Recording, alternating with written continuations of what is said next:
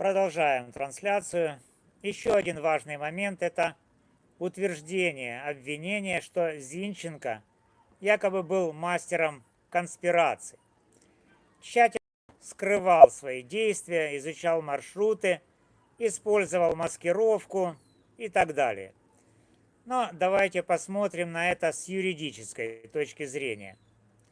Если Зинченко действительно был таким профессиональным конспиратором, как утверждает, таким ученым, то почему он не уничтожил телефон, который по версии обвинения содержит компрометирующие данные? В уголовной практике лица, совершающие тяжкие преступления, часто избавляются от улик, таких как телефоны, сим-карты или электронные кошельки. Зинченко, более того, он использовал этот телефон для повседневных операций, включая оплату в магазинах, что легко отслеживается. С юридической точки зрения это противоречие ставит под сомнение версию обвинения согласно статье 94 УПК Украины. Суд оценивает доказательства с точки зрения их достаточности и взаимосвязанности.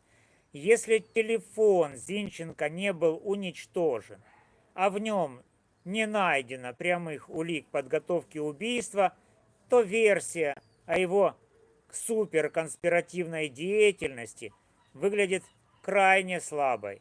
Это, как я уже говорил, белые нитки, которые пытается пришить Зинченко к делу. В защите следует подать ходатайство о проверке законности изъятия телефона и проведения экспертизы. Если телефон был изъят с нарушением процессуальных норм, например, без ордера на обыск или там с насилием, это может стать основанием для признания его недопустимым доказательством. Статья 87 УПК. Кроме того, защита может запросить данные средств с электронных кошельков, чтобы показать, что они не связаны с преступной деятельностью. Отдельно стоит упомянуть роль следователя Петлеванова, который, судя по всему, является ключевой фигурой в этом деле. Его попытки представить Зинченко виновным, несмотря на отсутствие убедительных доказательств, вызывают серьезные вопросы. Как юрист я вижу здесь признаки предвзятости и давления на обвиняемого, что недопустимо в правовом государстве. Согласно статье 2 УПК Украины, одной из задач уголовного судопроизводства является обеспечение объективности и беспристрастности. Если обвинение игнорирует результаты экспертизы, не предоставляет убедительных доказательств и строит обвинение на предположениях, это может быть основанием для жалобы на действия прокурора.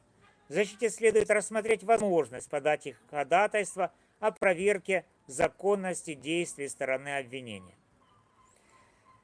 Друзья, дело о убийстве Ирины Фарион – сложный и многослойный процесс, в котором пока больше вопросов, чем ответов. На основании анализа судебных заседаний 25-26 июня 2025 года я могу сделать вывод, что версия обвинения имеет множество слабых мест, от отсутствия прямых доказательств до логических противоречий в истории о конспирации Зинченко. В защите предстоит серьезная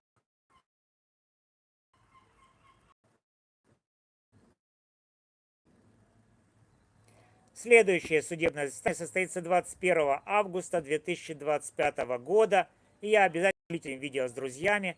Пишите в комментариях, что вы думаете об этом деле и какие моменты вас волнуют. Вместе мы разберемся в этой истории. С вами был юрист Валерий Табаков.